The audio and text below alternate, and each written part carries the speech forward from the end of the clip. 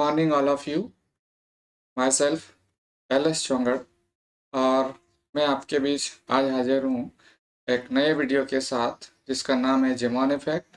और जेमॉन इफेक्ट के बारे में इनिशियल हम लोग पहले स्टडी कर चुके हैं, जिसका लिंक मैंने डिस्क्रिप्शन बॉक्स में दे दिया है।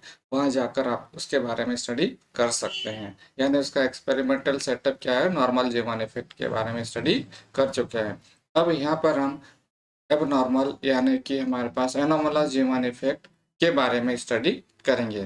तो एनोमलस जीवन इफेक्ट क्या चीज़ है, इसकी इसको कैसे एक्सप्लेन कर सकते हैं, क्वांटम मैकेनिक्स की सहायता से इसको कैसे एक्सप्लेन किया जाता है, इसके बारे में यहाँ पर हम स्टडी करेंगे।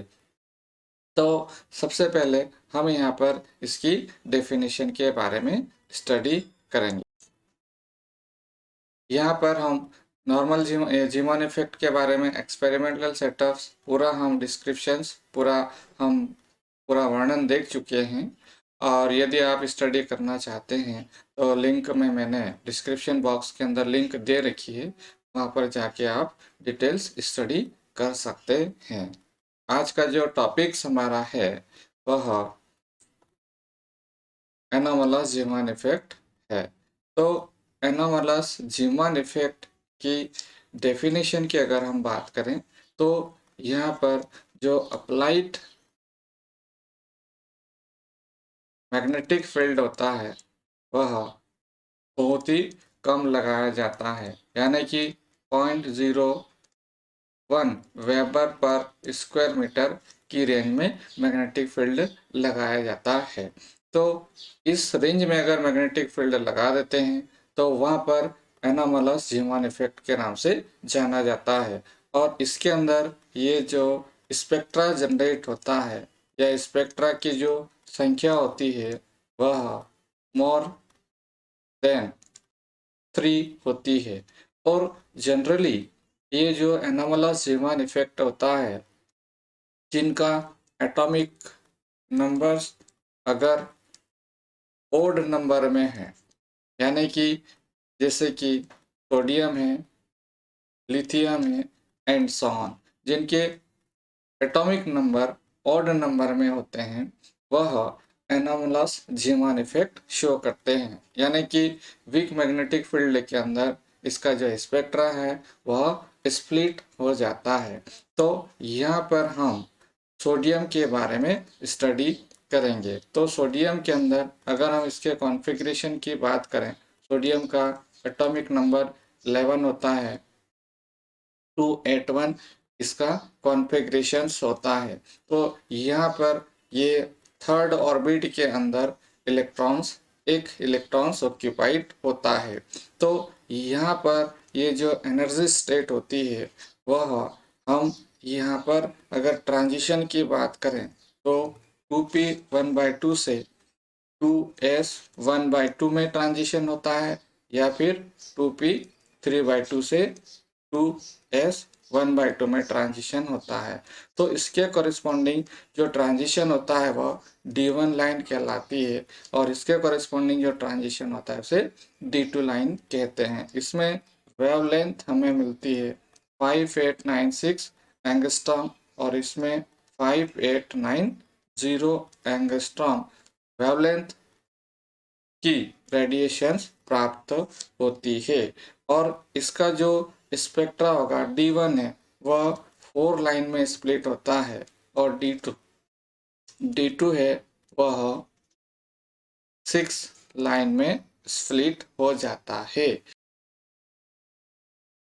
और यहाँ पर सोडियम का जो स्पेक्ट्रा जनरेट होता है वह 2 लाइन मिलती है, D1 और D2।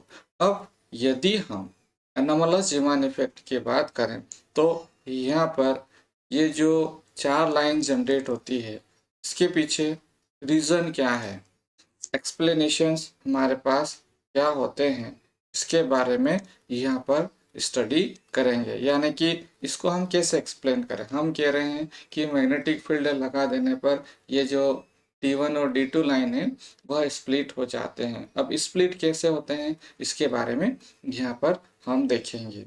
चूंकि इसको एक्सप्लेन करने के लिए हमें यहाँ पर क्वांटम नंबर्स की आवश्यकता पड़ती है, क्योंकि क्वांटम नंबर्स हम अच्छे से जानते हैं कि किसी भी एटम के टोटल, अगर हम एक्सप्लेन करना चाहते हैं एटम के बारे में पूरी इंफॉर्मेशन अगर फाइंड करना चाहते हैं, तो आपको यहाँ पर क्वांटम नंबर्स के बारे में पता होना बहुत ज़रूरी है। क्वांटम नंबर्स के बिना हम एटम को एक्सप्लेन नहीं कर सकते, यानी कि उसके अंदर एटॉमिक रेडियस क्या है, रेडियस यानी किस ऑर्बिट के अंदर इलेक्ट्रॉन्स ऑक्यूपाइड होते हैं, कैसे ऑक्यूपाइड होते हैं, इनका एंगुलर मोमेंटम क्या है, सारी चीज़ों के बारे में स्टडी की जाती है। तो यहाँ पर हमें 4 क्वांटम नंबर्स की ज़रूरत पड़ती है: principal quantum numbers, orbital quantum numbers, magnetic quantum numbers और एंगुलर मोमेंटम क्वांटम नंबर्स।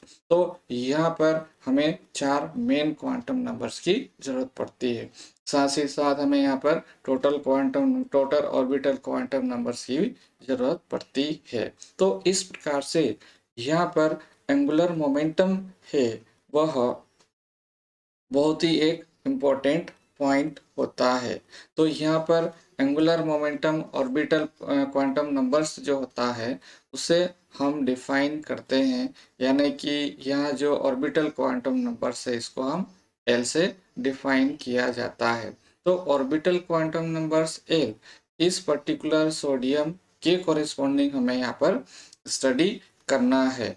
तो ऑर्बिटल क्वांटम नंबर्स के साथ साथ यहाँ पर स्पिन क्वांटम नंबर्स भी होते हैं। स्पिन क्वांटम नंबर्स को हम एस से डिनोट करते हैं, और टोटल क्वांटम नंबर्स है, टोटल क्वांटम नंबर्स है, इसको हम जे से डिनोट करते हैं, और इन दोनों का जोड़ है वह टोटल क्वांटम नंबर्स के नाम से जाने जाते हैं। अब यहाँ पर इनकी जो टोटल क्वांटम नंबर्स होते हैं उनके अकॉर्डिंग, चूंकि यहाँ पर हम मैग्नेटिक फील्ड अप्लाई कर रहे हैं, तो इन क्वांटम नंबर्स के ऊपर जब हम मैग्नेटिक फील्ड अगर अप्लाई कर देते हैं, तो ये जो quantum numbers, total quantum numbers या ऑर्बिटल क्वांटम नंबर्स या स्पिन क्वांटम नंबर्स है वह स्प्लिट हो जाते हैं, यानी यह विभक्त हो जाते हैं। उनकी जो संख्या होती है उसको हम जनरली एम एल से डिनोट करते हैं, या एम एस से डिनोट किया जाता है, या फिर एम जे से डिनोट किया जाता है। तो यहाँ पर M L, M S, M J ये सारे के सारे नंबर्स होते हैं वह स्प्लिट होते हैं इन प्रेजेंस ऑफ मैग्नेटिक फील्ड।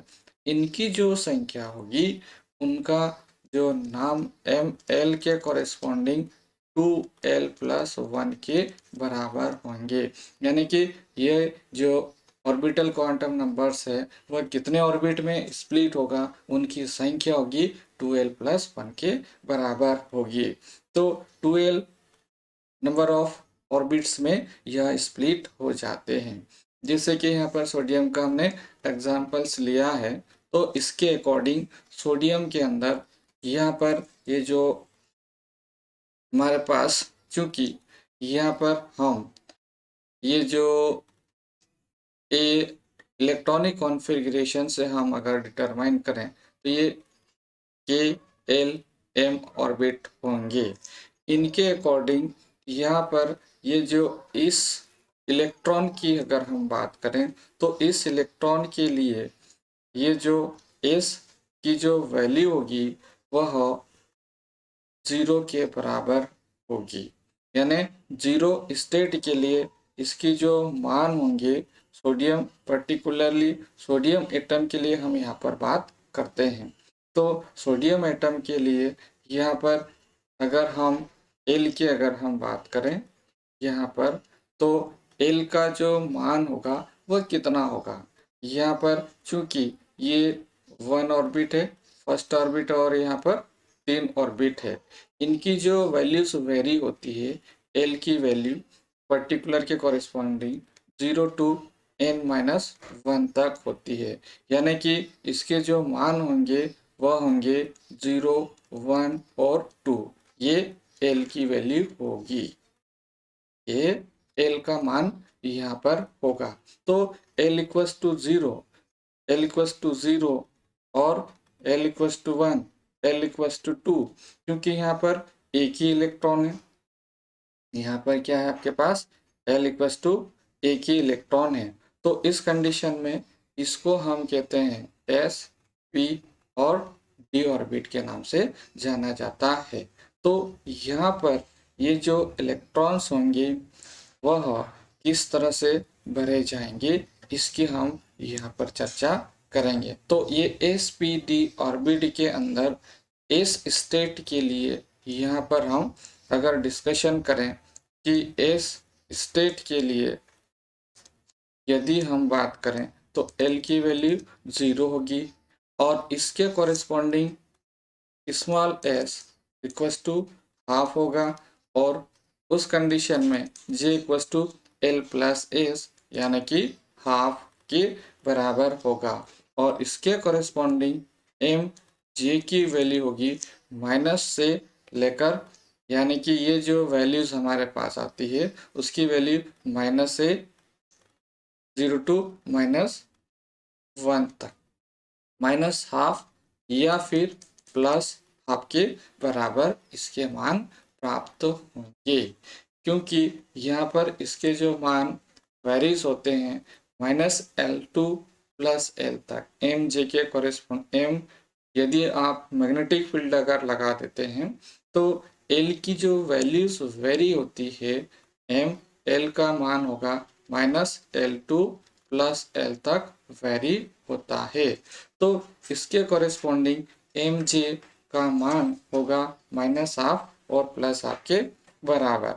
अब यहाँ पर एक अगली स्टेट यानी पी स्टेट के लिए हम बात करें तो पी स्टेट के लिए इसकी जो वैल्यूज होगी वह कितनी होगी। इस कंडीशन में यहाँ पर L का मान 1 होगा, S का मान या तो हाफ होगा या फिर माइनस हाफ होगा। क्योंकि यहाँ पर एस जे की जो वैल्यू वो नेगेटिव नहीं होती है, ध्यान रखिए आप। तो जे का मान L प्लस एस, अगर यहाँ पर एडिशन करते हैं तो एस बराबर माइनस के कॉरेस्पॉन्डिंग जे का मान नेगेटिव पॉसिबल नहीं है। यहाँ पर हम डिटरमाइन कर सकते हैं। तो यहाँ पर टोटल जे होगा वह 1/2 और ये 1 को जोड़ दें तो 3/2 होगा और यहाँ पर 1/2 होगा, यानी कि L प्लस एस कर दें तो L plus S that means 1 minus 1/2 होगा, उसका मान 1/2 के बराबर होगा। तो इस प्रकार से यहाँ पर हमारे पास ये जो स्टेट होती है वह ये दो एक सब एनर्जी लेवल्स में डिवाइड होंगे, ये भी दो सब एनर्जी लेवल्स में डिवाइड हो जाते हैं। तो यहाँ पर ये जो ये दो दो में होगा और ये वाली जो एनर्जी है वो कितने में डिवाइड होगी, 4 एनर्जी स्टेट में डिवाइड होगी। तो 4 एनर्जी स्टेट में डिवाइड वाला जो हमारे पास होता है वह मल्टीप्लिसिटी से निकाला जाता है। तो मल्टीप्लिसिटी एक अलग बात होता है, वहाँ पर कितने लेवल्स में स्प्लिट होगा उसकी multiplicity R equals to 2s plus 1 या फिर 2L प्लस 1 से निकाला जाता है, जहाँ पर S की वैल्यू L से छोटी होना चाहिए और यहाँ पर L की वैल्यू S से छोटी होना चाहिए। तो मल्टीप्लिसिटी से हम पता लगा सकते हैं कि वहाँ पर वो कितनी एनर्जी स्टेट में इनकी संख्या के अकॉर्डिंग मल्टीप्लिसिटी फाइंड की जा सकती है। तो यहाँ पर ये जो स्टेट है वह 4 लेवल में और ये जो स्टेट है वो 2 लेवल में स्प्लिट हो जाते हैं इन प्रेजेंस ऑफ मैग्नेटिक फील्ड में। अब यहाँ पर हम इसको ट्रांजिशन के, ये जो ट्रांजिशंस हो रहे हैं वह किस प्रकार से होंगे इसके बारे में यहाँ पर स्टडी करेंगे।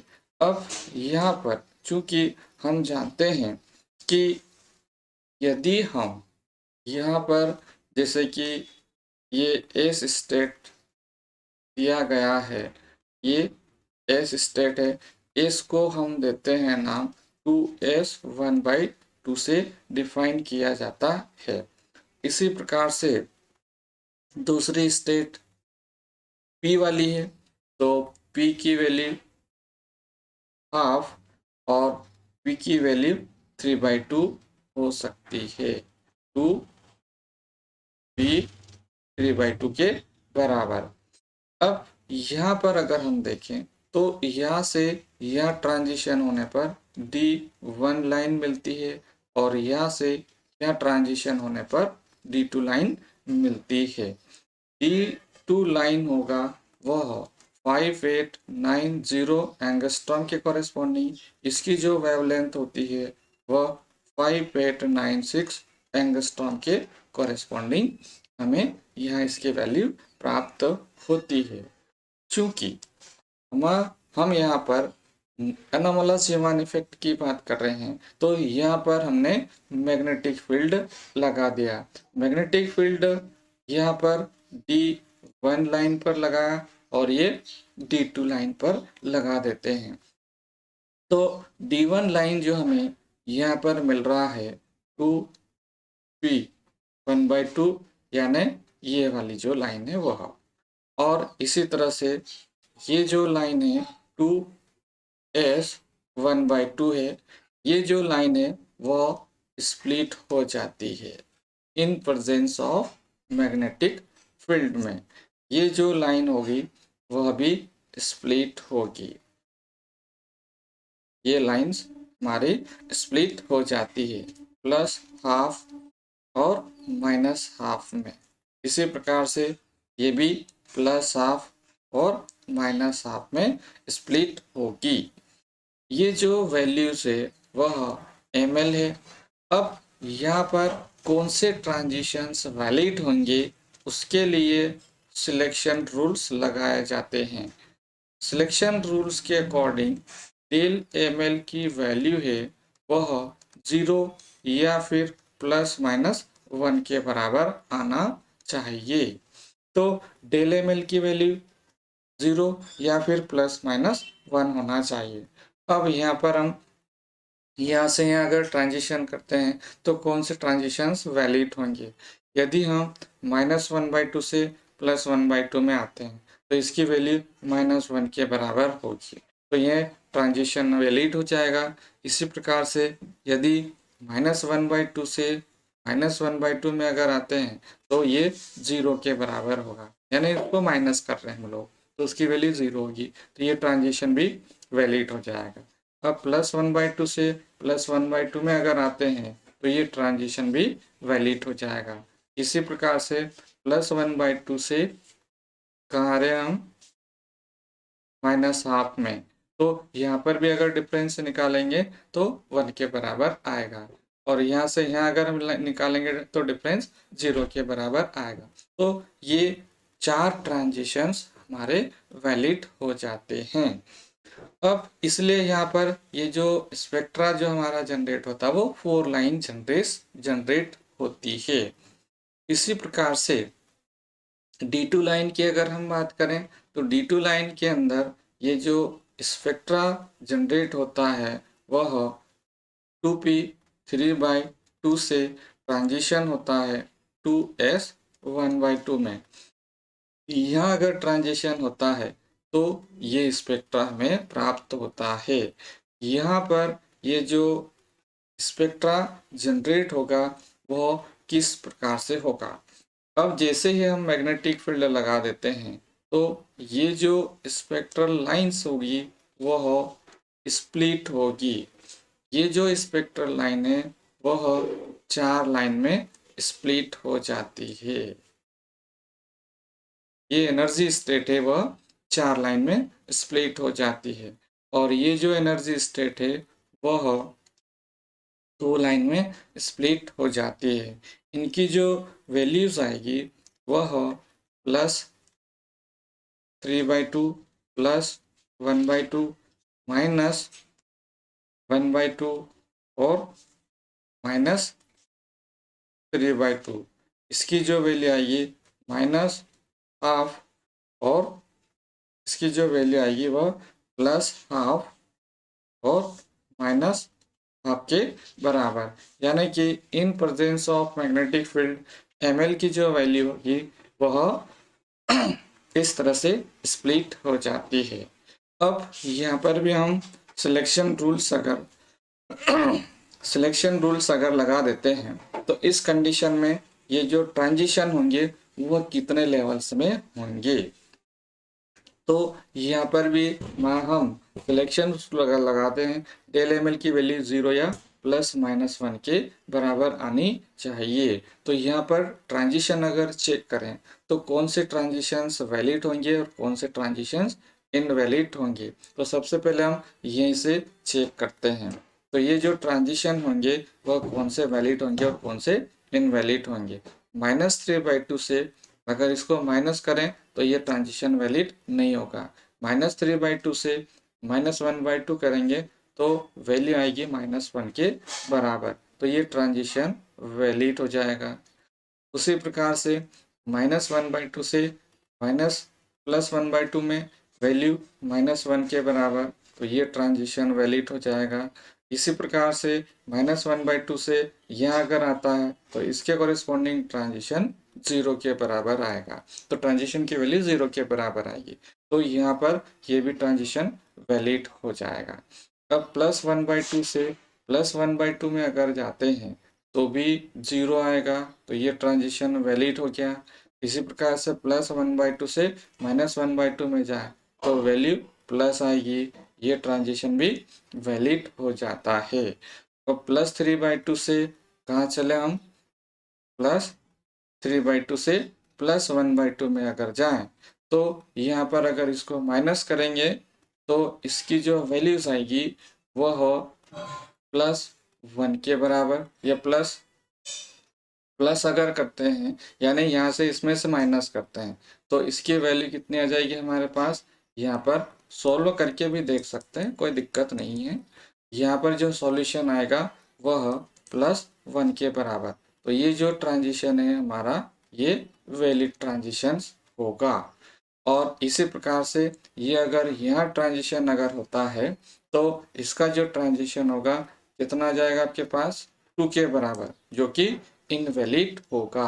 1 2 3 4 5 और 6, तो यहाँ पर 6 ट्रांजिशंस हमारे वैलिड हो जाते हैं, इसलिए यहाँ पर 6 लाइंस ऑब्टेन होती है और यहाँ पर 4 लाइंस मिलती है। तो इस प्रकार से यहाँ पर ये जो लाइंस मिल रहे हैं, ये ट्रांजिशन मिल रहे हैं, वह एबनॉर्मल जीमान यानी कि एनामलस जीमान इफेक्ट को एक्सप्लेन करता है। तो इस प्रकार से सोडियम के एग्जाम्पल्स के द्वारा हम यहाँ पर इसको स्टडी कर सकते हैं। यदि ये वीडियो अगर आपको पसंद आती है तो इसको आप सब्सक्राइब कर सकते हैं मेरे एक नए वीडियो के लिए। तो थैंक्स फॉर वॉचिंग।